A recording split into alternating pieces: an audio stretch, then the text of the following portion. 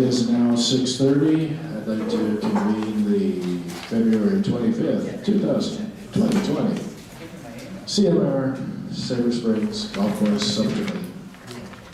Welcome. Let's do the introduction of the subcommittee first. Rich Krejci, homeowner. Rick Smith, chairman, Sabre Springs. Rick Carlson, homeowner. Eric Edelman, chairman of the community council and business representative on that board, as well as a homeowner. Do you want to say anything about the upcoming elections while we're here? Well, here, so it gets on the video.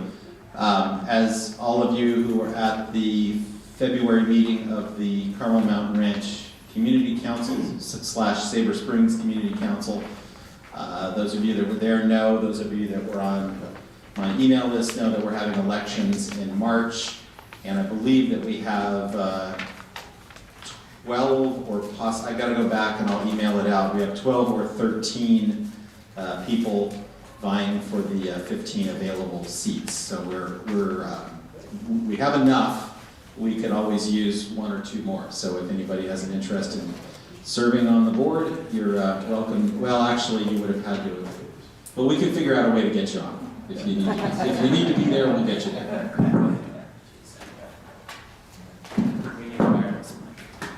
That's our next investment. Eric, do you want to take notes again this time? I sure will. Okay, thank you. And before we get to approval for the agenda, I would like to make a correction there. I made a mistake on item number 4. It's not subcommittee discussion of the New Urban West proposal. Rather, Jonathan is going to be talking on the return documents, and then the subcommittee will be discussing the return documents. So do I hear consent to the amended agenda? Second. All in favor? Done. Okay, Jonathan, you want to delve into that? Sure, I'd be happy to. Oh, and one other thing first, we do have the sign-in sheet here. We're hoping to have half-hour discussion, no more than half-hour from Jonathan, half-hour amongst us, and then public comment for a half-hour. And then the librarian from above will talk. I think I'm okay. Can everyone hear me without the microphone? I think I'm pretty loud. I don't want to blast you out of this room by being so loud. But good evening, everyone. Again, my name is Jonathan Frankel with New Urban West, and we appreciate this opportunity to come back and talk to you about the plans that are in front of me right now, as well as give you an update on the process of where we are with the City of San Diego and what some of those next steps will be with respect to both these plans and the really important environmental review process. So I think before I dive into the plans, I wanted to start there quickly. And many of you, over many months, have raised very important critical environmental concerns. Obviously, traffic, I think, is the one that comes up the most. How would you intend on accommodating all the cars? Not just from a movement standpoint, but parking as well. How do you intend on accommodating those? But there's a whole bunch of other really important issues people have raised. Trey talked about fire safety at our last full board meeting, which obviously is very critical for many of the hillside zones being in the high fire severity zones. So how do you address that? How do you address schools and a whole bunch of other things? So all of those will be included in the environmental impact report. The very first step in that, and many of you may receive a notice, a formal notice that the city is intending on preparing the report. It's called a notice of preparation. You may receive it in the mailbox, it may be posted in the paper. I'm not exactly sure how the city does it. And then there will be a meeting. The city will host a meeting. The city planning department will host a meeting about all the things they're going to study in the environmental impact report. So the things I just mentioned are included. There are a whole bunch of other things that are included. And typically those are mandated by the state, and they're kind of supplemented and augmented a little bit by the city. So that meeting will be upcoming. We believe it's going to happen next month. At the recreation center. And so we're working on a date. As soon as I have that, I'll let Eric and Rick know so that they can, anybody that's interested and wants to be on that notice, please let Eric or Rick know, and they'll get that information to the city. And so that will take many months, but that's the very first step in that process. Just wanted to make you aware of the environmental analysis. The city will work with experts to really study how all this stuff functions. As for traffic and all these other issues, the city has standards that they use to evaluate these things. So standards for schools, standards for roads and parks, and all of that. So that's what the document will assess. How do we comply or not with the city standards for new development? So switching gears to these plans that are in front of me now. So as I mentioned at the full board earlier this month, we have submitted a complete set of plans to the city. So they've checked all the boxes that we've submitted all the required information. Of course, that does not mean anything is approved. A very first submittal is very preliminary. We'll go through 5, 6, 7, I've had sometimes as much as 10 cycle reviews with the city. So that can take 10, 12, 16 months. It really depends on the nature of the project. It's obviously large and complicated, so we would anticipate quite a few reviews. So what is here on the table are a number of documents. Firstly is the tentative subdivision map. It's a technical engineer document. There are a number of it's 55 pages of engineer drawings that are going to show you how the property will be graded, the existing easements, access, and a lot of technical information. This is, it's difficult, even there are a lot of these profiles and sections that to be perfectly honest, I'm not an engineer, I don't always fully understand all of them. When you're taking a look at this, it's going to show you some basic information, but it's also going to show you, where all the water and sewer connections are going to be, and a lot of really detailed information that I think the average homeowner probably isn't super interested in, but obviously if you are interested in those type of details, take a look. And that's this huge map here. It's a 55-page map here. It shows, I think, principally how the property will be subdivided. So we have some lots that we're creating that will, of course, accommodate housing. As we've said many times, about 68 to 70% of the property is preserved as open space. And so the plan, this map also shows how those parcels will be allocated, will be subdivided in zone. So you can see all that information as well. So the other items that we have here, this document is a set of design guidelines. So this was created in coordination with our project's architect, and will be reviewed, is being reviewed by the city planning department and other departments. And so this talks about a lot of the things that occur as a professional is really familiar with and is raised at this committee numerous times, which is things like landform. How do you conform and how do you integrate new buildings into the existing topography of the site? How do you work on what architects call bulk and mass of buildings? How do you actually reduce the impact to existing residents by actually siting and designing a building to actually lessen that impact visually from the street or from an existing home? So this document deals with implementing those kind of architectural best practices. These are guidelines that anybody who comes and builds anything after this project is approved will conform to this document. So that's what this is. So this is a list of the initial comments that we received from the city and all of the responses from our team. So this is very common when we get comments. There are about 25 pages of them, and we work to address them. So we work with our engineers, respond to an issue related to water or sewer or a road. And we memorialize all of that in a response letter to the city, which we then send to them. So that's what this is. This is the initial comments we received from the city and all of our team's responses to all the issues raised by staff. Again, there's going to be 5, 6, 10 plus reviews of this. So everything isn't done at once. So city staff sits down and they take a few weeks and they give us their initial thoughts, and then they sit down again the next time we submit the plan and they give us more comments. So these are not intended, nor are they exhaustive. So if you don't see something here, that doesn't mean that issue won't be addressed. It just means that the city reviewer that looked at it initially didn't address that issue at that time. So that's what this is here. This seems like this is a copy of the initial traffic impact report that we prepared for the project. So our professional traffic engineer, they took traffic counts out here. So what are the existing conditions? How many cars are on the road today? How many cars would we add to the roads? What are the performance of the roads once you calculate our new traffic plus everything that is coming in over a 25 to 30-year time horizon. So we're not looking at just development in Carmel Mountain Ranch. We're looking regionally what is planned throughout the entirety of the neighborhood. One of the members of this committee, I believe, brought that point up. And there was a gentleman from Penasquitos and say, hey, look, the city is growing regionally, right? What happens in Carmel Mountain Ranch affects other areas, and other areas affect Carmel Mountain Ranch. And so the study has to look at what's going on regionally and not just in this small localized area, and how are all those projects in 2030 impact the roadway network here, and now do we see a failure of city standards and are improvements needed? So that's what this document does. As all the technical reports are, I know I sound like a broken record, but this is preliminary. A first draft traffic study never stays in the same form by the time we get to the end.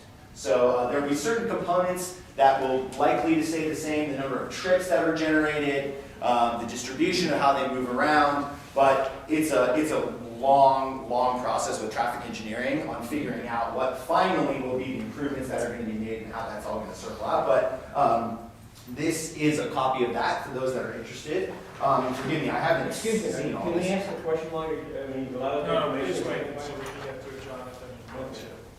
And so this is just a copy of the initial letter that some of our team members sent to the city, and with a basic project description, which is going to be included in the environmental impact report. So where the project is located, the existing setting, and all those kind of technical details. Objectives of the project, what are we hoping to achieve with this?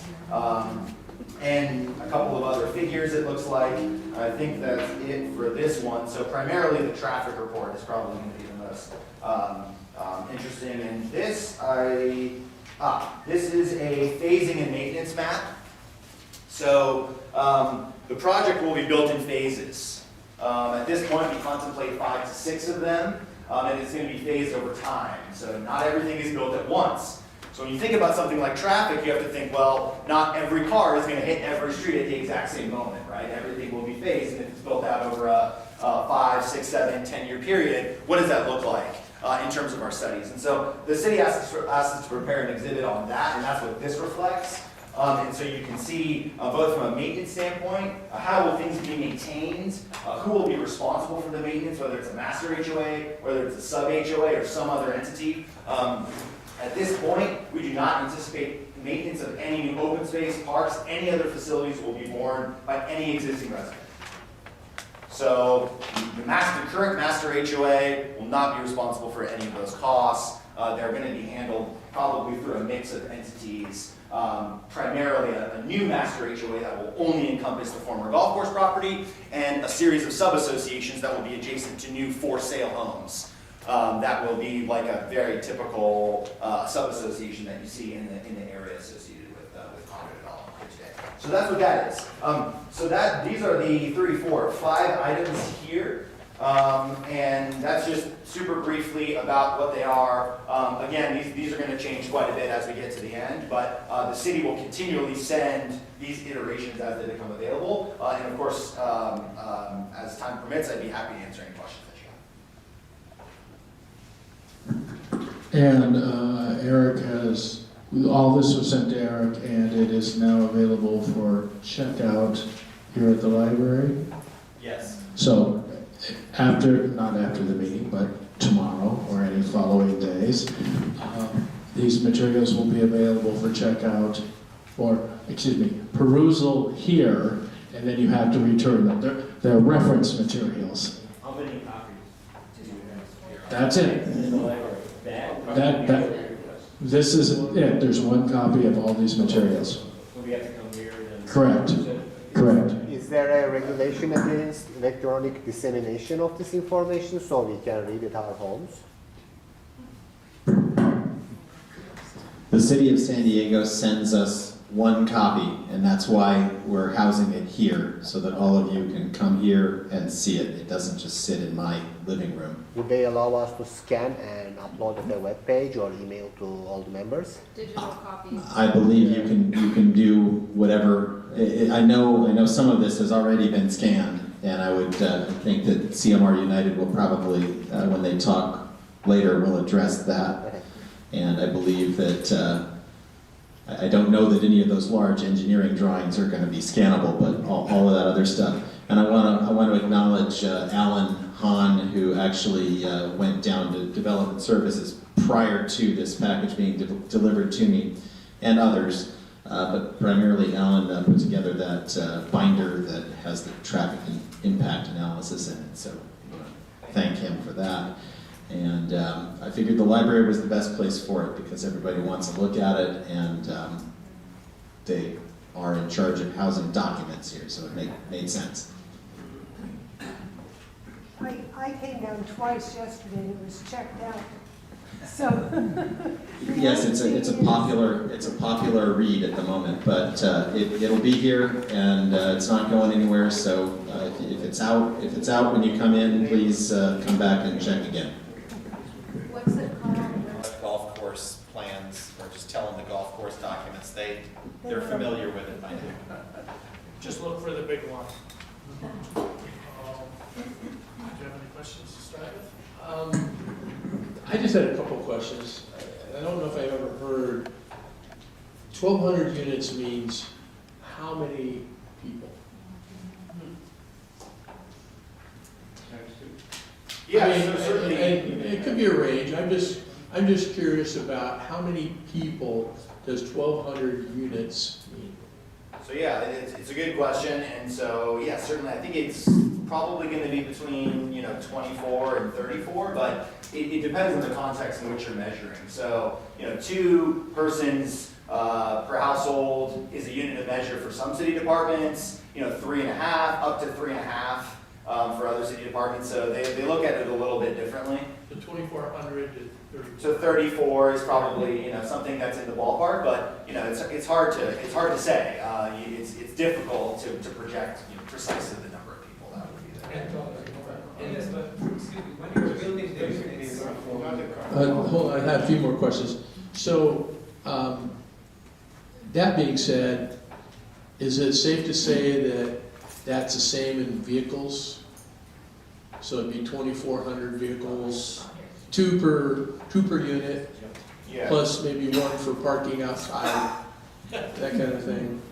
So the city parking requirements depend on the type of housing product that you have. I think you're well aware of it.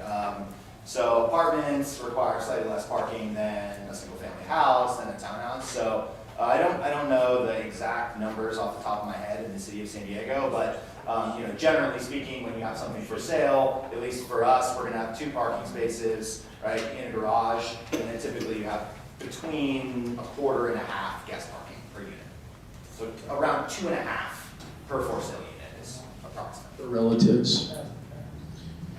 How about, so you just mentioned the plans for phasing and build out, and can you tell us how many years, or how many phases are anticipated, and how many years for build out? I don't think I've heard I that. think there'll be 5 to 6 phases, and the timeline, it really depends on market conditions. So it's going to depend on where the market is. That is the principal driver, and then obviously there's a period of construction. Grading and vertical construction are 2 kind of separate schedules. And so I'd be happy to look at exactly what our assumption is right now. I don't recall off the top of my head. So at the Escondido Golf Course development, that was approved. You have 380 homes that are up there. How many different developers are building those 380 homes? Yeah, it's so we have one partner on that job, and so it's one. It's us and another company. Who's that developer? Lennar. Lennar. So on this development, you have a mixture of housing types. So how many developers are you thinking are going to be building on this project that you think? I don't know. Yeah, at this point, I don't know. I think that we want to create a diverse mix of options, and so we think that folks will be interested. Our company builds quite a few apartments. These days, we have a number of projects in Los Angeles and elsewhere, so we may decide to build it all ourselves. We may work with a partner. It really just depends where the market is.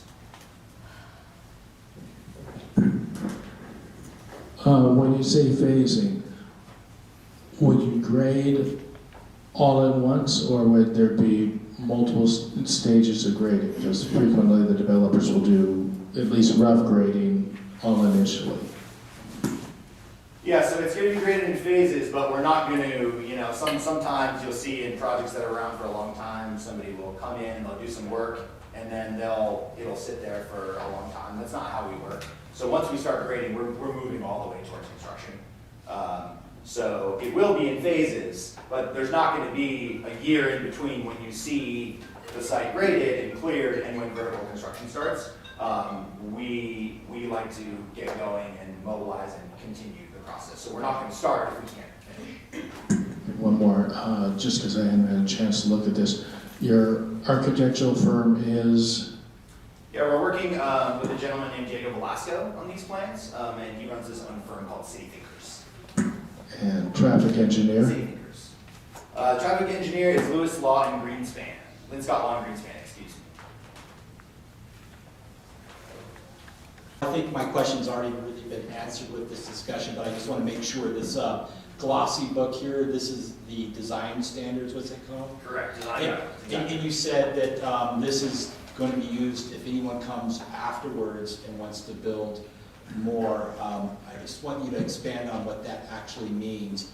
I'm presuming it means, like you're talking about different phases, where you may not do it all. Is that what that is for, or is this beyond that?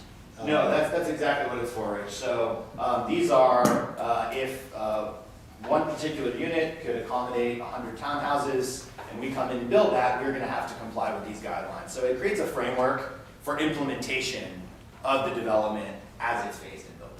This is like if you have multiple people come in and do construction, if somebody else comes in, they do this for what you already have planned out, right? Correct, yeah. Anything beyond what you have planned out. Correct, yeah, it's not beyond. So no one can do more than the 1,200 units that are planned. And I want to be clear that if we build every single unit ourselves, or if there's us and one other person, or whoever it is, they have to comply with the approved plans. So there's no deviation. You don't get someone that comes in and gets to just start over and do something else.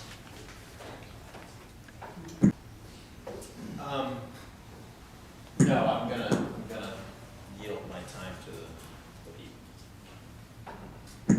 people. Does anyone over here want to sign up on the public comment sign-in form? You're on already. I put you first, and then Larry said he wanted to go first. So, the one thing I would make maybe a comment on is that I think everybody here that's at a meeting here should take time to look at these drawings. I haven't had a chance to look at them yet, but I plan on it, and I think we all need to. I think this is the first time that these drawings have come in here. It's really important that we look at these things and sift through these. I mean, everything that you're concerned about, you need to think about that as you're going through these drawings in terms of, traffic, your views, the easements, the parking, Jonathan mentioned, we're not the only development being added in Carmel Mountain Ranch in this area. We got across the street, we got another 1,400 units being built potentially on the other golf courses across the street. So I think there's, the thing that I'm ticked off about is that this development really makes me feel like we're a pawn politically about what's going on with this so-called housing crisis. And I feel very upset that the city is allowing developers to come in and then just pour as much housing in as possible to try to get meet the governor's idea of meeting building permits because there's a housing crisis. And the thing is, keep in mind, it doesn't have to happen all here. This can be spread out.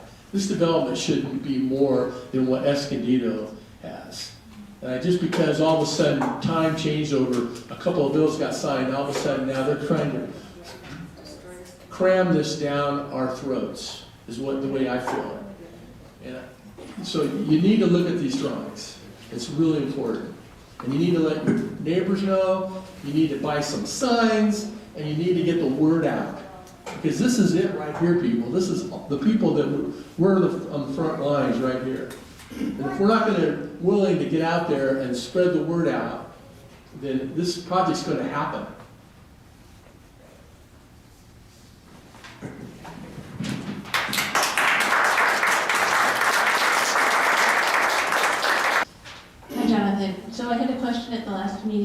about the change in the plans. Can you address that? So I noticed that on 2 of the holes, your initial plan had changed from the one that you had most recently presented in where you were going to place the units, and I was curious as to why. Yeah, so if you're, are you referring to The water hazard holes? specifically? Yeah, so there was, That's the one I noticed it too. I don't know how many changed. I noticed just. yeah, so there are, I think, 2 principal changes. One, initially we thought there may be some development potential south of Ted Williams Parkway. There'd be a few single-family homes down there. There's no, but we eliminated that from the plan. So there's no development whatsoever south of Ted Williams Parkway. If you live down there off of the Spree or Tude or those roads down there, that would be park space. So there's not going to be any development of any kind south of Ted Williams on those holes. And those were former holes at 12 and 13. Additionally, we heard from many of you and from some folks at the city as well that that many people would prefer more for sale housing, and so that's what we did on Unit 10. We initially thought that there would be a 3-story apartment product there, and instead we are now planning for sale condominium instead.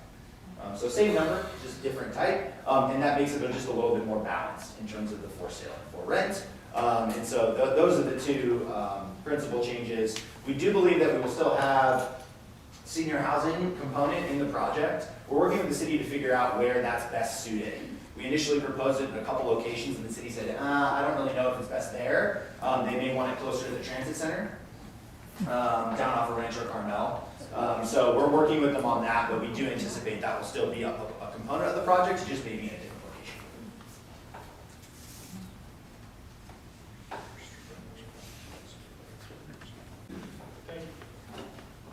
location. Thank you, Jonathan. I think we'll go to public comment now. Larry, you're first. I'll give my time to Troy. I was going to give Troy more time. Troy, you're on. Hello, my name is Troy Daw, and I am the founder of Carmel Mountain United, and I appreciate all of you being here. A couple of things you asked about, can we scan and post some of these documents, and we will do that on our website, carmelmountainranch.org. I have reviewed these plans, and I'll share with you that it's a lot of stuff that, frankly, I don't understand. I mean, I think Jonathan said it well. It's technical drawings, shows elevations, a lot of different things. What was absent when I checked out those plans was the traffic study. And I think, was it you, Ellen, that created this traffic study? That was not here when I've reviewed both of the traffic studies. I only had time to copy an extract of the second one, because that's all the time I had when I was down there. So what's in that binder is an extract of the second traffic study dated January 29, 2020. The complete traffic study is 144 pages plus a bunch of appendices. That's about a 20-page extract. Well, thank you for, first of all, Alan, for copying that. And I was surprised because traffic is obviously a huge part of this. So I went and checked out the documents. There was nothing there on traffic. There was also nothing there on buildings. There's not a single building on these plans. Okay? Now, interestingly enough, I have a copy of the traffic study, and it has over 100 buildings, hole by hole. Has anybody ever seen the buildings on the holes? Would you be interested in seeing it? Yes. I think you might be interested in seeing that, and I'm curious why we didn't get the traffic study. So I'll submit what I have, and the images show, for example, I happen to live on hole 6, which is, I think, slated for senior housing. Those are going to be the 48-story buildings right outside of my door, So, Me too. and they are, it's a par 3 hole, so so it's not a large hole. It goes up the hill from the rec center, and I count 10 buildings on that hole. And that's also the same hole that the park and ride is on, and that's the 70-foot tall building that has 50 units and I believe 64 parking spaces. And this is what we object to at Carmel Mountain United. I mean, we live in a community that has a 30-year-long community plan. And we've all lived here quietly, we haven't bothered anybody, we've enjoyed living here, and now suddenly this monstrosity, 1,200 multifamily units, not a single family home. I mean, our community was designed with 25% rental, I think it's 10% townhomes, and the rest is single family. And this is just not consistent with that. So that's one point I want to make. I'll copy this and get it up, and I'm happy to give it to you, Rick, so that you can get it out and let people look at what, these 100+ buildings, and I believe it's in the traffic study right here. It is. Yeah. And also hole by hole. Right. And just one moment. So the other couple of things I think this board should be aware of is that right now, I'm not sure if it's you guys or the Wang family, but there's a whole tree project going on units 12 and 13. And I counted and took pictures of a dozen or more trees that have been uprooted and are now in boxes. I don't know what they're trying to do, whether they're selling the trees, what's going on with that. And I don't know if the city is aware of that, because I know the Pat's Enterprise, which is the clubhouse operation, is operating under a conditional use permit. Do they have permission to sell the trees? Do they have permission to dig up the trees? None of this, as Jonathan has said, has been approved, so I'm curious about that. And then the other thing I'm curious about is, it's interesting, there's over on 12 and 13, as you enter Walden there, up to the left-hand side, there is a maintenance building. And that maintenance building has been there for a long time. And suddenly it appears that there's a fifth-wheel travel trailer, perhaps people living there. I see trash cans going out. And I'm curious about that property. That's about a 3-acre piece of property. You're not planning on building on that property. And then there's also a discrepancy between the total acreage, which was 167, and now it says 164 here. So is that property not part of what you're attempting to buy? So that's some other things I think the community needs to be aware of. I would conclude by saying, last larger community meeting, you said that I wasn't being forthright. And all of the marketing materials I see, that they show gardens and hillsides and no buildings. And yet it's 1,200 units, over 100 buildings. And that needs to be addressed if you're going to be forthright. Thank you. Question? I was wondering if you could make a copy of that page with all the buildings that we might be able to also see, maybe keep it here. How about if you blow it up and make some poster boards and bring it to Eric's meeting next meeting? How does that sound? And we'll also post it on our website.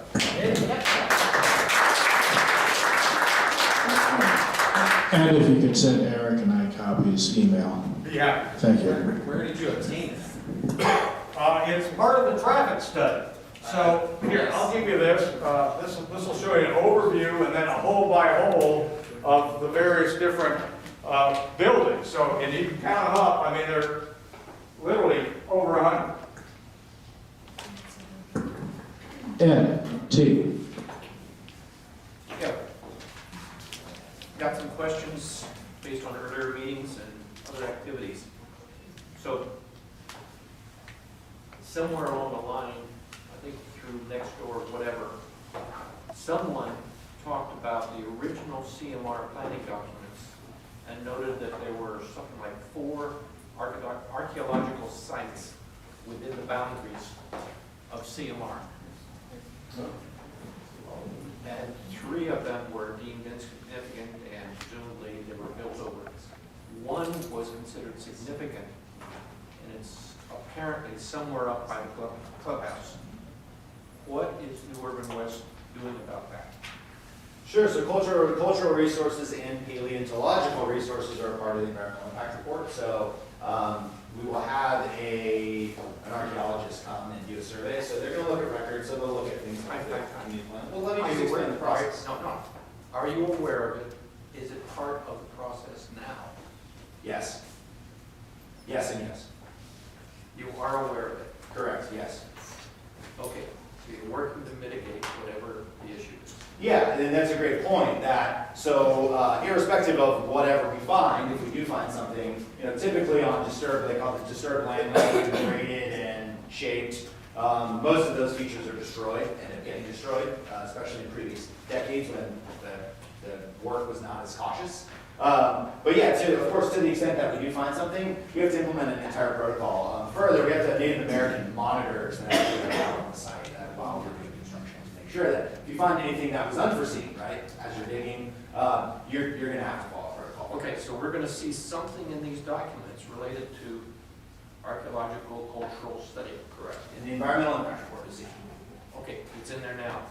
It will be part of the environmental impact report. Will be, okay. Correct. From my understanding, those findings earlier were redacted for general public, the exact location. I can understand that.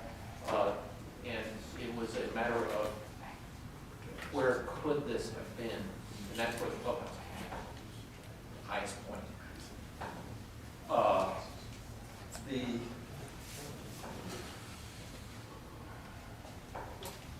Somewhere along the line when Urban West was penciling out this project and determining whether it was going to be feasible, cost effective and so on, you obviously had to have made assumptions on the unit costs, what they were going to sell for. And now we're finding out that there's only a handful of them are actually going to be for sale. Most of them are going to be rental.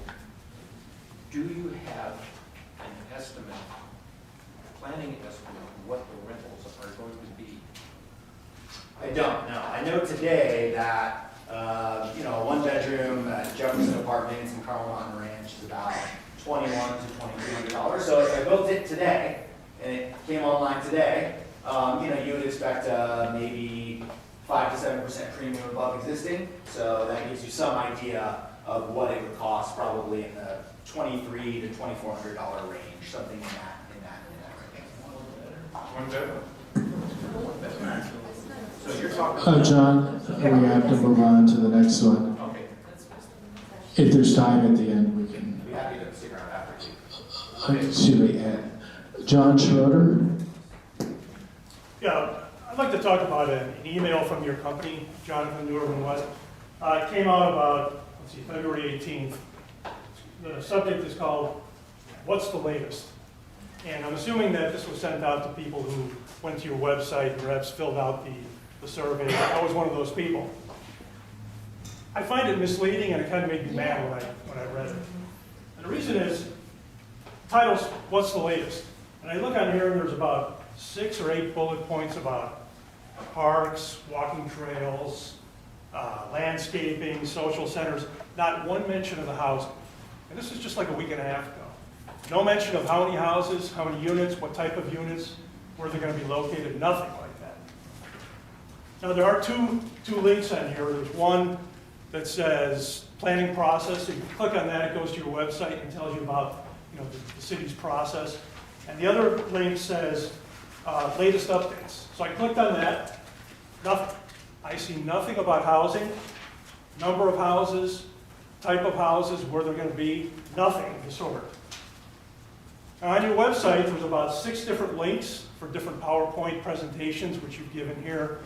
So if you click on the right one, and you drill down into that, I'm on the 3rd level now. I'm drilled down to the 3rd level. If you pick the right PowerPoint presentation on page 15 out of 44, it first starts talking about houses. Now for an email that says, "What's the latest?" I find this misleading. Yeah, You're burying the information here.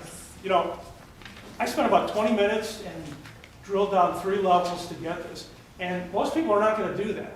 You know, they're busy, they don't come to the meeting here, so they're just not going to do it. So it at least appears to me that you're burying this deep down. You're only talking about walking trails and social space and the quote-unquote good stuff. So I think that's wrong. Now here's the part that really made me mad on this. If you go back to the email, the first page, it says, I'm going to read it word for word. It says the plans will now undergo a lengthy and thorough review by the city staff and technical experts, a process that could take as long as 2 years or more.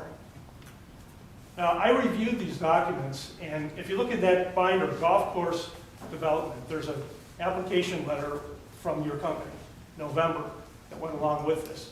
And the application says, if you go to page 3-6, where it talks about construction and phasing. The proposed project would be developed in phases, as you mentioned. Construction is anticipated to begin in February of 2021 and end in December of 2024. Now, what you're doing is you're telling the community, oh, the planning process takes 2 years plus. But you're telling the city you're going to start in 1 year. So I think that's misleading. It's wrong. So why the two numbers, and which one's is the truth, and which one's not the truth? Appreciate those comments. So a few things. Firstly, the city always, in every cycle review when you begin, they ask you for an estimate of the duration of your construction. So you have to pick a date. So what's important is not necessarily the start date. What's important is the duration of the construction, because that's used and filtered into other technical reports. So the entitlement process in the city of San Diego is very uncertain. This is one of the reasons housing is very, very expensive, because we don't know as an applicant, Kurt, well, maybe he hasn't worked on as many private projects, but I think he knows that when you go into the city, you truly don't really know how long it's going to take you until the last cycle review is complete and you've worked through a dozen plus departments to understand what's being approved. So it's not our intent at all to mislead. We have to provide preliminary draft information the best that we understand it at that moment. And so when we look at that moment, at that snapshot point in time, we said we think potentially a year would be reasonable. After a mandatory initial review with the city, we got a first review. What we learned is that that was not a realistic timeline. That year, to start in 21, was no longer realistic. Now, instead of that will carry through some of these other documents. But I think that this is and I completely appreciate and understand how when you're looking at all these things in preliminary form, you're saying, well, what's right? Is this document right or is that document right? But that is the nature of the entitlement process in the city of San Diego. There are going to be continuous changes until the day that I go to a hearing. So anything that you look at right here is preliminary and subject to change. And so it's never our intent to mislead, but what we do is that's why I'm here twice a month, every month. So you can ask me this question. And I will tell you that's very unusual for applicants to do. That's not because I have some ego, but that's just the truth. I've been involved in planning and development in the city for many years now. And that is precisely why I'm here, because I know there's such intense community interest and there's a range of opinions. I understand many people in this room are opposed to anything changing on the course. I recognize and appreciate that. But my job is to come bring you accurate information that is timely to the best of my knowledge at that time. But that doesn't mean it's never going to change. So it's not our intent. So when you read a newsletter from 4 months ago that you think, well, you said here, and all of a sudden I've gone through 4 reviews at 4 city departments, those things are subject to change. So it's certainly not our intent to mislead in any way. And that's one of the key reasons why I'm here twice a month, every month, to make sure that we can correct the record and let you know what has changed and why those things have happened. Well, the reason it's important is because a lot of the people who read this aren't here. So this is where they're getting their information. You're providing them this information.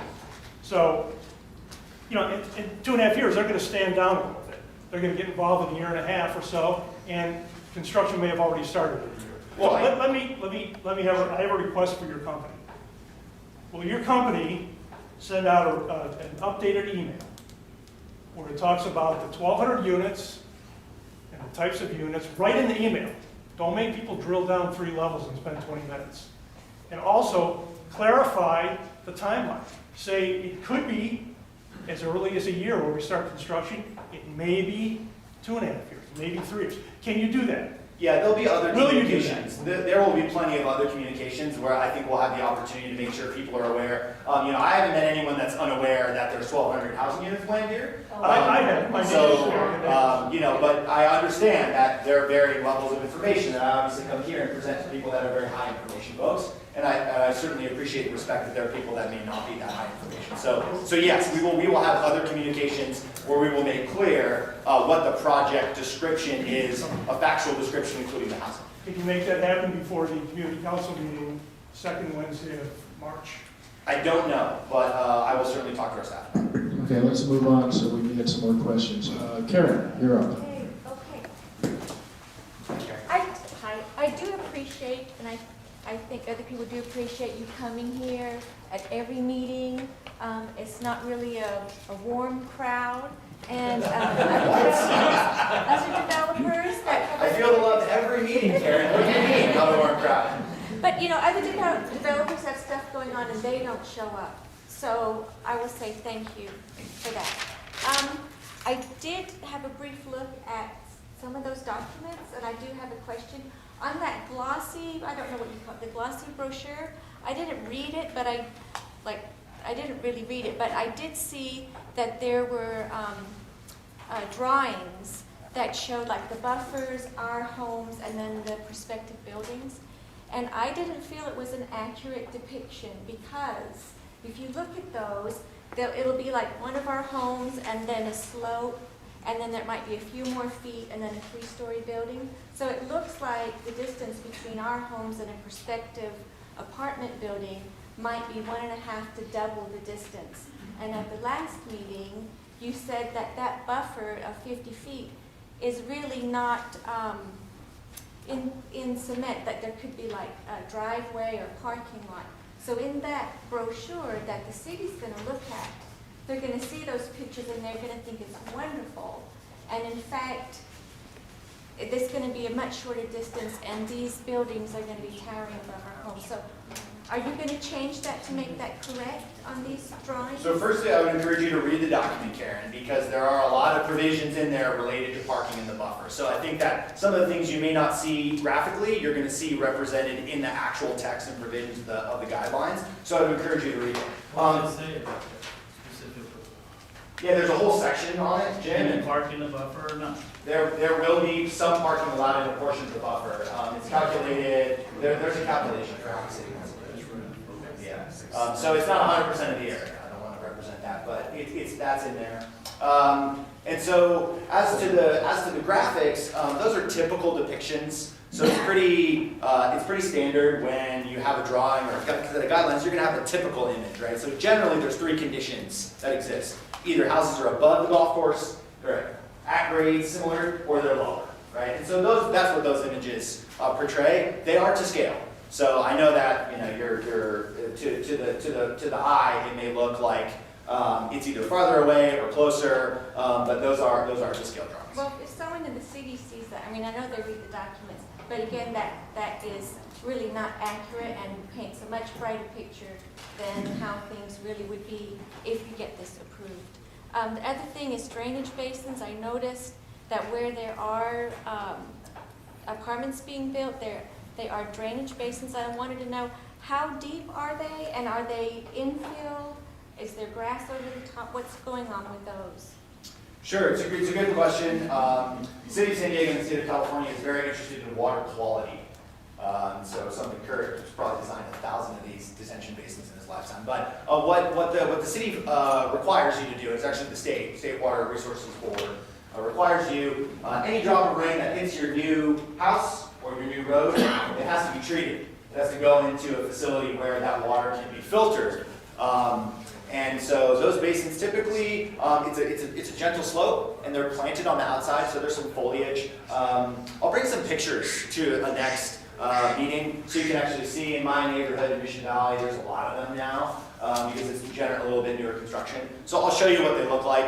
Basically, it looks like a small depression. How deep they are depends on how much water, actually how much flow is coming off of that individual development area. So the depth, it varies. Okay, someone else did use a little bit of my time, so I would like a little bit of extra time. One more minute. Okay, so I read that there was going to be like a 4-foot-high vinyl-coated chain link fence around these, and I would ask that you would, in your design, put nice bushes around it to hide it. And now that you're saying they're open, I'm concerned about children or somebody hopping the fence and playing in these. So just if you could just keep a note of that. And then about the senior buildings or the senior apartments that are going to be down by the transit center. That's kind of a joke. If they want to go shopping and they don't have a car, there are no buses that go from our transit center up to Carmel Mountain Road. They're gonna have to go all the way up to Rancho Bernardo, and it's like a 30 to 40, 50-minute trip. So I want you to, or ask you to reconsider where you put the seniors and have them close to transit. Okay, thank you. Okay, thank you, Karen. Next is Lee Lowell. I just want to say something. I find you very disciplined in all of your presentations, in every one of them. And John, do you have anything more? I know they cut you short. Yeah.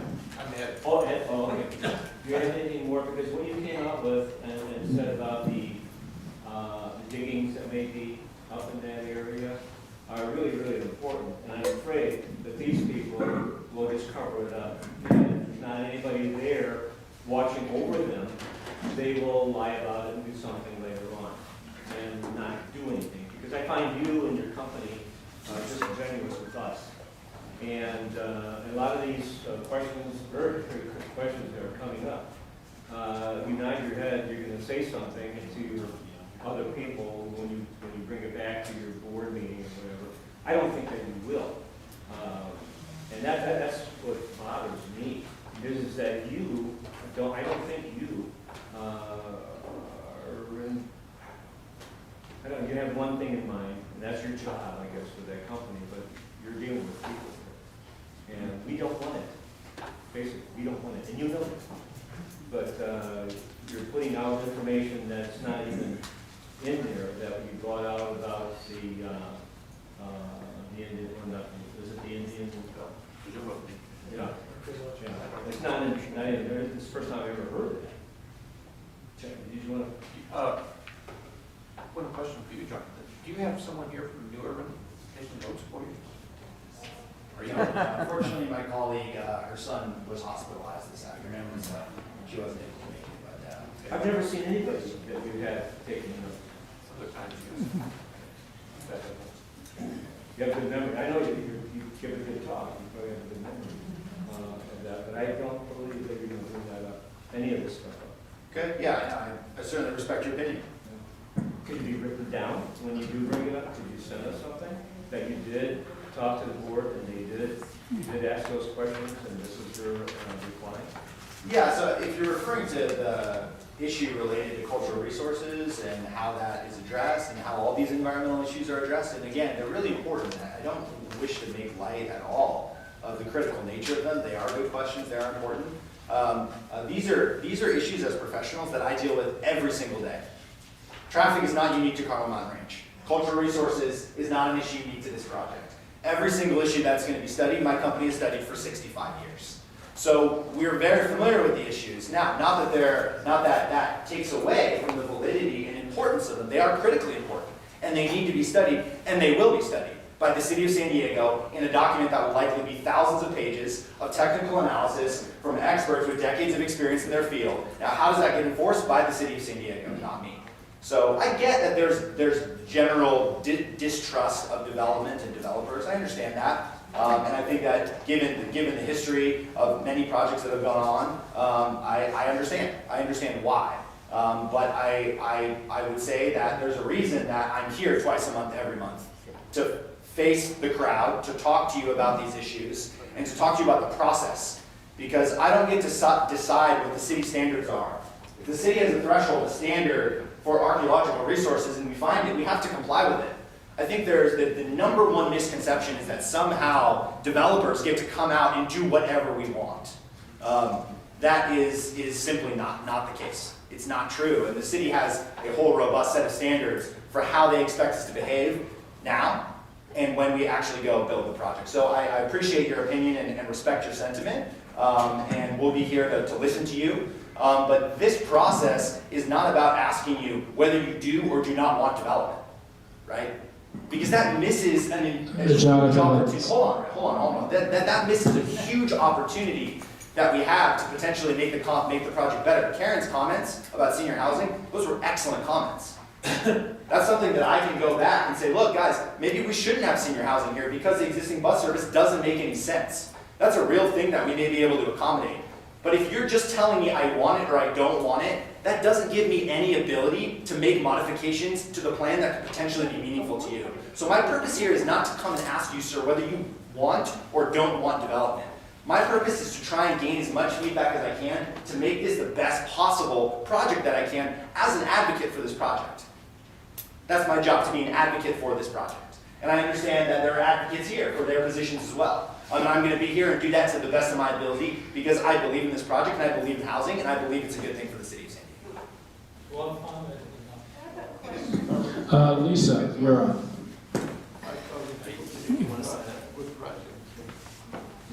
Okay, I'm as loud as you, so do you guys, do I need the mic? No. Good. I'm loud.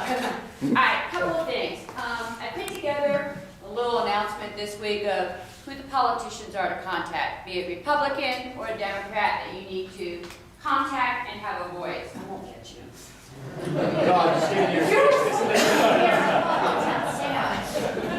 When you're not looking. So, here's the thing. Our politicians are going to vote on this. And if they hear 12,000 people in Carmel Mountain, and they hear the people that are in Penasquitos, and you get the word out, we have an opportunity. Is there going to be development here? Yes. The type of development that we want is what we need to make active and let them know. We have choices. We want a good development. I guess our biggest surprise was Kathy came here working from Presley, looked like we were going to get houses. Kind of not the intent to mislead, but maybe just a little bit having her here. So here, we have a couple of things. You need to write politicians. We're going to put it in a newsletter. We're going to put it out, or I will. You need to notify them that we're looking at, we've got a fire hazard. We've been in 2 fires already. It's not if it's going to happen, it's when it's going to happen again. We have a traffic pattern here that's horrendous, plus the new homes. It's not okay for them to say it's going to be a D or F roads and that we've got 15 we can't get to. You need to tell them. When they look and they decide, hey, this is a big vote, and you get the news in here, they're going to start taking a look at it. Affordable housing, go to your politicians. This is not affordable housing. Okay, so if we're not going to have that, let's get something we want, or at least get houses here, not 4-story high-rises. Something that fits in the community. You've got the power and you need to do it.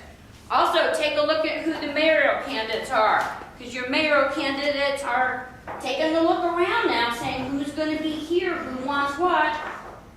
Got a flyer in the mail. Barbara Reed. She's not for 4-story unit, multi-story high-rise buildings next to your home. I contacted everybody running in office, and you better be aware of yours where they stand, because we make a difference. We have an intent. Lisa, where can we find this information? You've done all the research.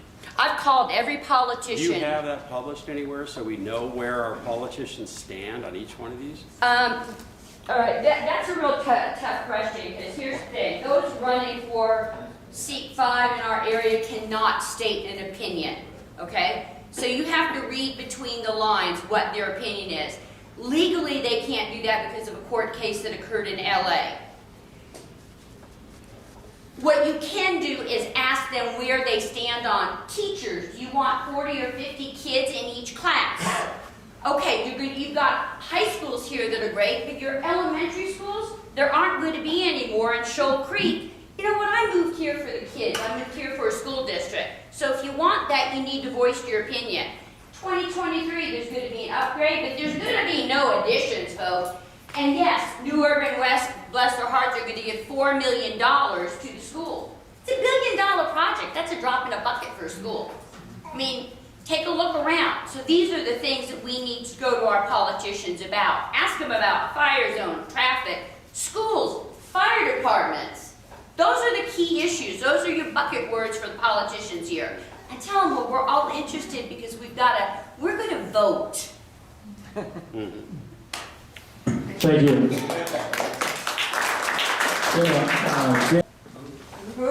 Dale Duke. That's me. Thank you. This young lady has said a lot of what I was going to say. I don't think $2,300 to $2,400 a month is affordable housing, affordable rent. I know my daughter, who's 35, her family could never pay that every month, and I don't see how that's going to help the city, and I don't know if the city knows that's probably what these rents are going to be. Yeah, I have three things. Let me get them straight here. I will try on. I thought I lived at the top of the hill, and lo and behold, the golf course is above me. And now there's going to be 4 stories looking down in my backyard, and their exhaust fumes from their cars that are going to be parking right up behind my backyard are going to be coming into my patio when I'm trying to have a nice barbecue. I don't like that. And then number 3 is schools. My grandson goes to school in this district because I live here and I'm the one that can get him after school. They went at Shoal Creek from 22, whatever the state law is in each classroom, and he's got 36 and some days 38 kids in his class now.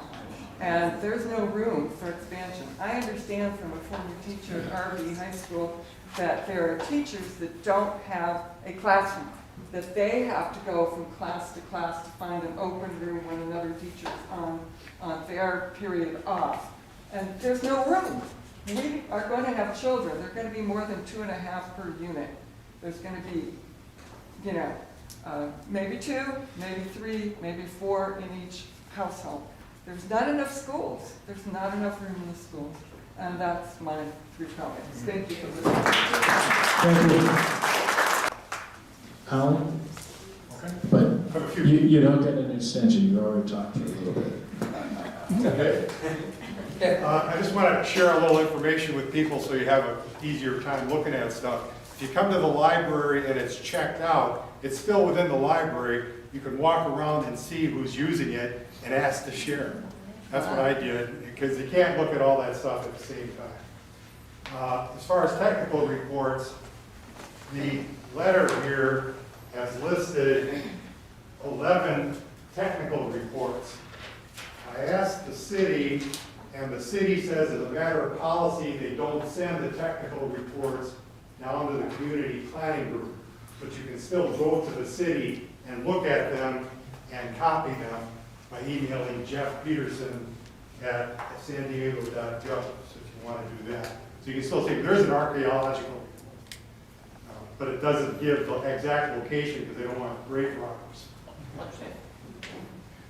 Jonathan, I had a question for you. When are the next city cycle comments due? You put in your submission on January 30th, and now they owe you comments back. Is that correct? Typically it's 30 days out, so it would be right around then. Right around now. Next couple of days. I did have a chance to look at the charts, and you have what is called community recreation areas. It looks like within the housing units that you hope to build. Is that correct? Right. Now, is it going to be generally true that those recreation areas are for people who live in those new units? It's not for the community? So yeah, 2 types of recreation areas we'll have. One, which are public, your typical park space. Trails will be accessible to everybody, and then we have private recreational space. So those will be associated with each individual condominium development, for example. Okay, let's just look at the map here so we can show.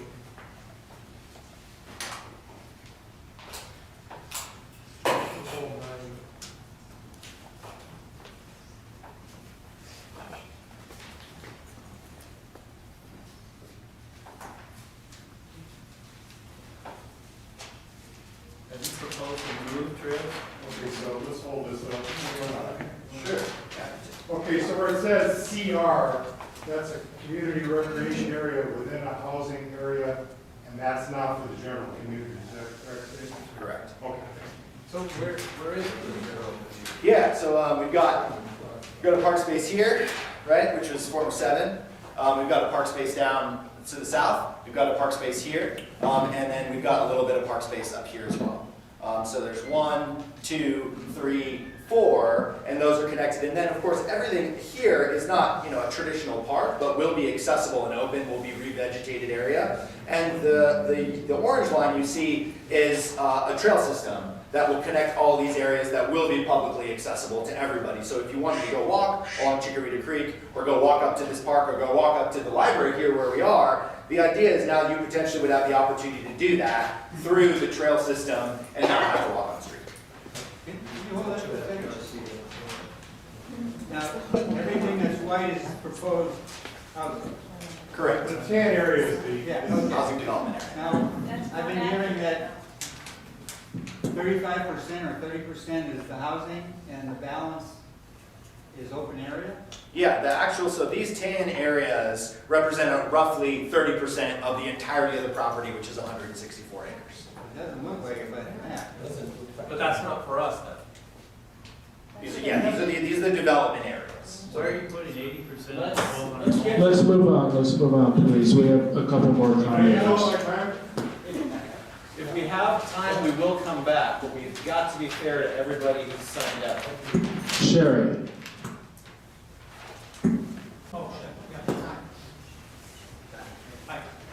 So, you mentioned, okay, so we're talking about 1,200 units, right? And initially you mentioned that traffic is a concern, etc.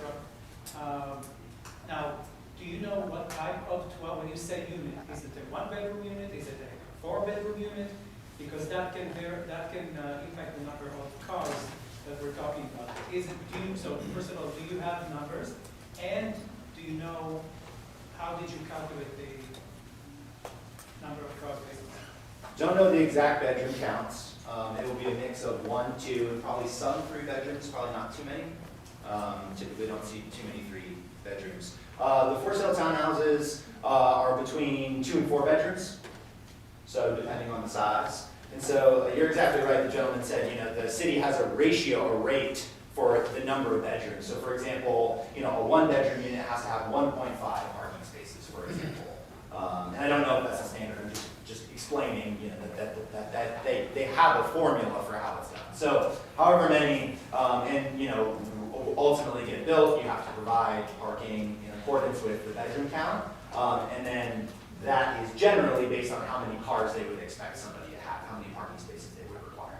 Right, no, but I guess the main concern of this audience is more how many cars are going to be in this vicinity, in this neighborhood, once everything is built, right? Yeah, we don't know the exact bedroom count, but we do know the number of trips that will be generated, and that's in the traffic report. And you can take a look at what the assumptions that we made. When do you expect to know the bedroom count?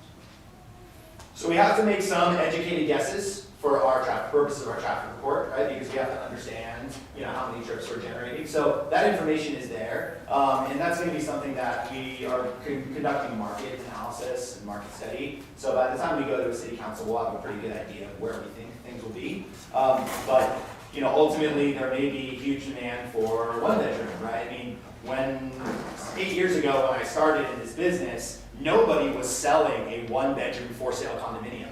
Now in my community, Mission Valley, Shea Homes is building 75 of them. So nobody was doing that, right? And so those things are subject to where the market is. Maybe everyone wants to be in 1-bedroom, maybe 2 bedrooms are the thing, and so then you kind of have to adjust and then square that with the assumption that you made in your report.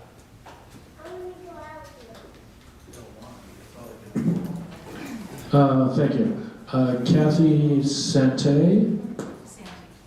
That was essentially what my question was, but I have a question on modifications. So unfortunately, we live on the 17th, which is going to have a 4-story right behind our back fence. And so that seems unreasonable and irresponsible. Who would make the request for the modification for it to be farther away or fewer stories? So once the project is approved, the development can occur consistent with the approved plan. So there's no process by which an individual can petition the city to reduce the height of the building if that's allowed by the plan. So your opportunity to do that is at the city council. So you can go and express your concerns to the city council when they review the project, and they may tell us, yeah, we think that's a good idea. We would like you to reduce height in this area. That's possible. So does the city make that recommendation, or Correct. The do city they will make advise it. you to Correct. make a modification? Correct. So it's input from the residents. The city hopefully will hear it and request you make the modification, say to reduce it to 2 acres. Yeah, the city council has, the ability to make whatever modifications they like to the project. So the city council could decide, We think The library will be closing in 20 minutes. If you have materials to check out, please do so now. So certainly there are some legal limits on what the city council can do. They can't arbitrarily decide that they want to impose $50 million in fees on the project for some reason. But yeah, they have discretion to make modifications to it. Because, is it reasonable to expect that, I think you read somewhere that the traffic on our East Warren are quite a little, is that? Might be 700 to 800 additional traffic cars per day? Sounds pretty high to me, but I don't know the Sounds numbers really off. Yeah, it sounds really high. I don't know the number off the top of my head. I'd be happy to look at it. It would be 782. So 782 additional trips per day down to 5%. That doesn't seem. Okay, thank you. Jim Peters? Thank you. Thanks, Jonathan. Hey, so you said it earlier, it's sort of unfortunate that you take the bad rep every time you come here. We respect you and your job and what you do, but what we don't respect is the fact that everything we've asked for from the very first meeting, really it didn't come out until just recently in a lot of these reports, and that was how many units you're going to build, how tall they're going to be, and how close are they going to be. We've been asking for that for a long time. So I'm going to ask you again. There's 1,200 units. How many of them are going to be apartments? Right now, the mix is about 60% apartments, 40% for sale. Okay. It's about 60-40 split. 50% apartments, 40% office. 80-55 and up. No plan in this. Yeah, we do think that there will potentially be some senior. Again, we're working on the location. Should we propose 2 units? Right now, we're thinking of having them by the transit center. Perhaps that's not such a great idea. So, yeah, the plan, our thinking does include senior units at this time, but we're still working on it with the city, and we'll see where it lands. And then there were 10% low income, so 120 of those somewhere. Yeah, we think there'll be somewhere between 120 and 140 affordable housing units. And so, cities talks a lot about affordability, but just to be clear about what those are units that the rent is capped.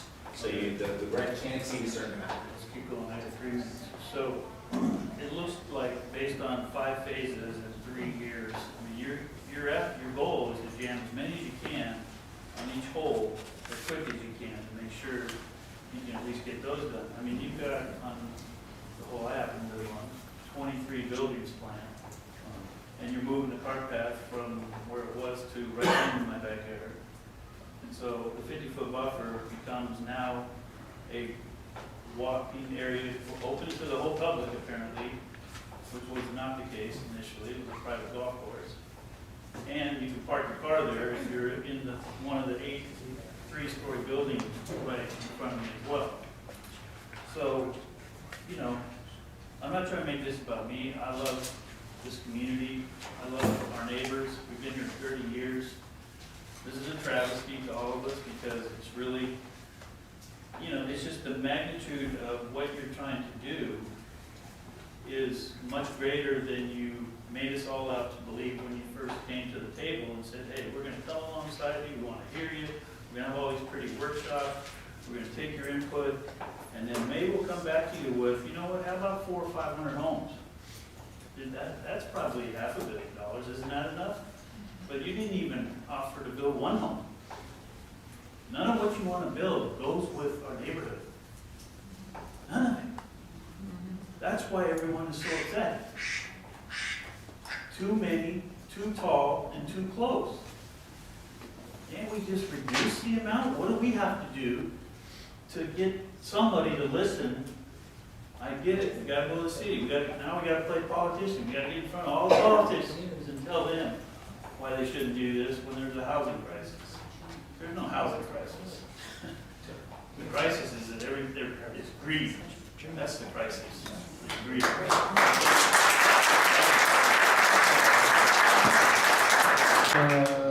Julie Eisenbrow.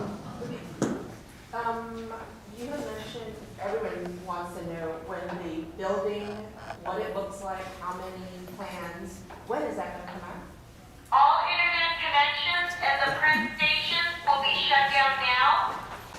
So the design of the buildings is governed by the design guidelines, so I just encourage you to take a look at that, to see how big they can be, where they can be located, all that stuff. Yeah, I browsed through that already today. Okay. When is the actual building, the one that you had from the traffic thing, that was minuscule, you could barely see what the plan was in Unit 10, that's where I'm located. When is the actual plan for the building information coming out? Not the specs. That doesn't help. I don't have a date for you at this point. Okay. All right, so I think I'm, like I said, I'm in Unit 10. My building, my home is 2 stories. The condos and townhomes on the other side, I think it's 2 stories. You're expecting a 3-story in between on Unit 10. So basically, the Unit 10 is going to be sandwiched higher than where we are. So I'm at exactly the same point everyone else is when you've got the 4 stories. All internet connections at the police station have been shut down. All restrooms. And so basically going to City Hall and going to an open session of citizens' comments would probably be the best way. To go to the City Hall and basically say, hey, you need to limit the building height because this is just unacceptable. The other thing I noticed that in the pictures, the buildings, I don't know if that's actually what's going to be. The design is not what's designed in Carmel Mountain Ranch. So that is something you would see in, I don't know, modern European design, whereas we're a little bit older. So are you going to be changing the design of the building? Yeah, we think that the design guidelines allow for sufficient flexibility for people to match what's here. You know, obviously housing evolves like every product, right? I have an iPhone 10, much different than the first iPhone that came out. So as things evolve, there are going to be changes in the style, but yeah, generally we think that gives the opportunity to match what's here, broadly Because speaking. that does not look anything like any of the buildings where we live. So it's going to look really odd. Again, because where I am in Unit 10, we have buildings that were built 30 plus years ago, along with the ones that are on the other side, and then you're going to have this boxy looking Euro design in the middle, and it's just not going to fit. The other thing you mentioned about the HOA, we have in our HOA guidelines how we can paint, what colors, blah, blah, blah, blah, blah. If you have an HOA in your golf course that's separate, their coloring, their design is going to be different than what we have. Again, it's going to be a sore thumb looking in what we currently live in. So if you're saying that you're trying to make us happy in accepting what's going on, it needs to fit what we are currently living in. And it's not.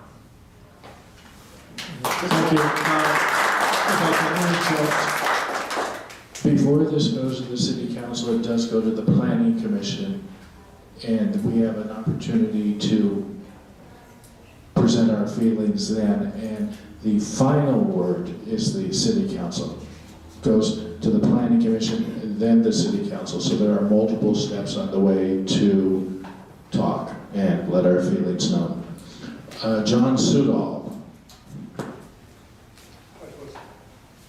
Actually, I'm trying to remember some of the numbers from Alan last time, but I just wanted to try to figure out how is it that the design went so that the majority of the homes look like they're going to be in Unit 1 and 18. I think we call it Unit 18 now. It's like 18th hole and the first hole is going to be the majority of these buildings there, and then along with another big amount on Unit 10, which goes down to 10th hole and over to the 11th.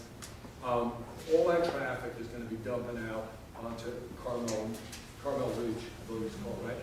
So it's either going to go one way on Carmel Ridge down to Highland Ranch and then go into that area, or it's going to go the other way, Carmel Ridge, all the way back down to 56 or St. Williams. Is there any other potential entrances or egresses from those areas that you could somewhat alleviate that traffic to get it right out to, say, like behind Ralph's, whatever it is, that's this road right I mean, perhaps through, John, perhaps through this area here adjacent to the library? Right, because it's all just going to dump down there, and if you're talking the majority of all of the units just dumping down there, there's lights there already. If you try to get onto 15 in the morning, or try to even go say south on or sorry, east on the 56 down to Palmerado, it just jams up every single night. And you're talking adding anywhere from 1,500, 2,000 cars, all just jamming into that one area. It's just from a traffic, it's just ridiculous to think that you can handle this many units.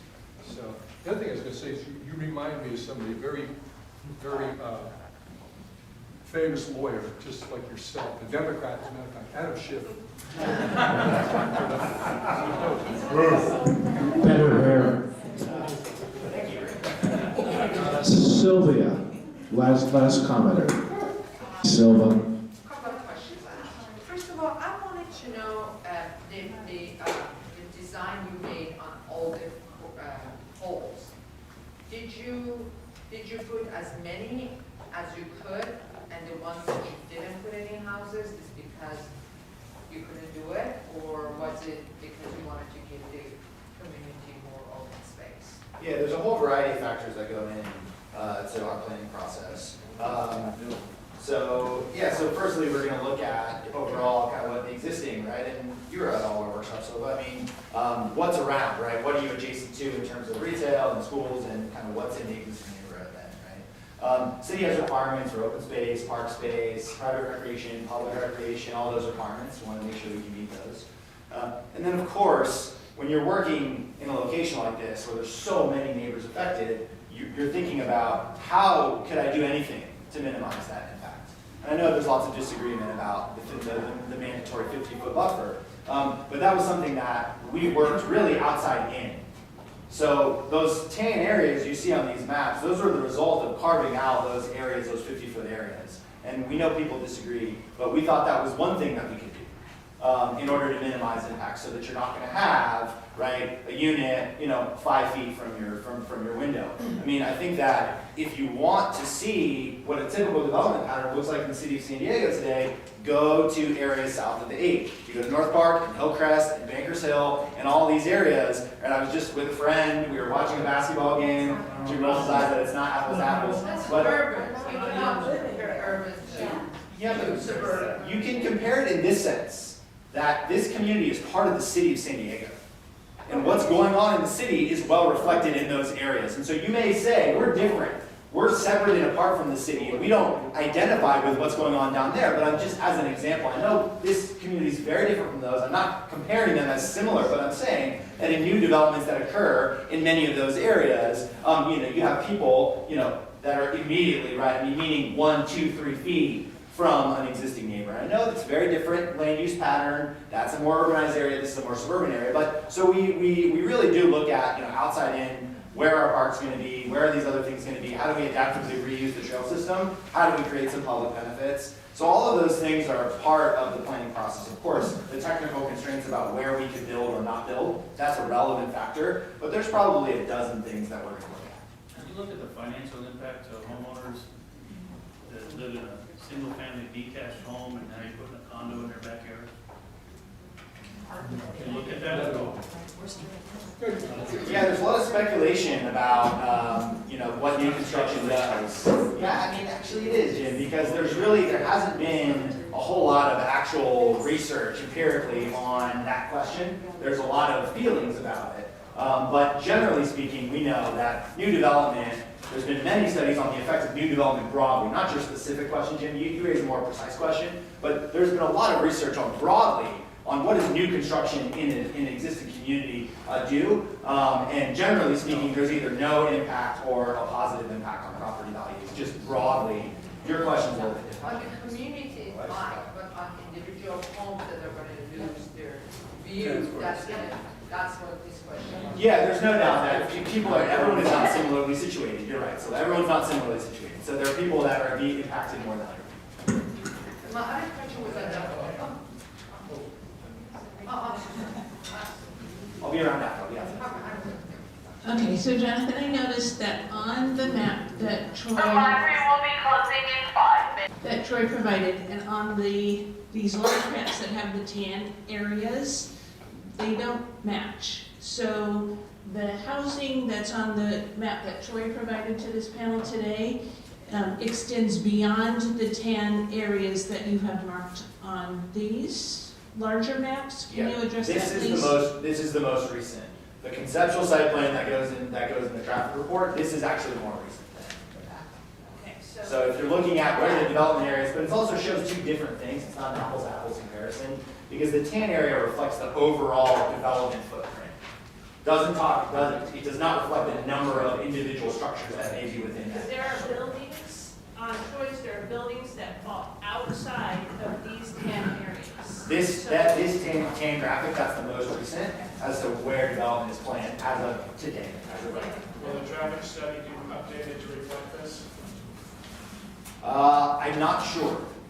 I'm gonna have to ask the traffic engineering department, because I think a lot of their stuff is stable, so I don't know if the conceptual site plan, they'll do that. Okay, so real quick, understanding that passions in the room run high, we all know that. We have got to be respectful of each other. Several people tonight jumped in when they weren't signed up to jump in. And that is frankly disrespectful to those of you who did sign up. So I want to encourage us all to be respectful of each other. Personal insults, please, no more of that. There was some of that tonight, and it's just not tolerated at a public meeting. This is a public meeting. We're chartered under City Council Policy 600-24, and it must be conducted in an orderly fashion. And for the most part, it was tonight. I received complaints from citizens after our last meeting that some of this stuff was occurring. And we're doing our best to keep a lid on it, but when folks are allowed to jump in out of turn, when there are personal insults hurled, it makes others in the room feel like they don't have the opportunity to speak. So let's please make sure at future meetings that we adhere to the structure that we're trying to enforce here. That's all I have to say about that.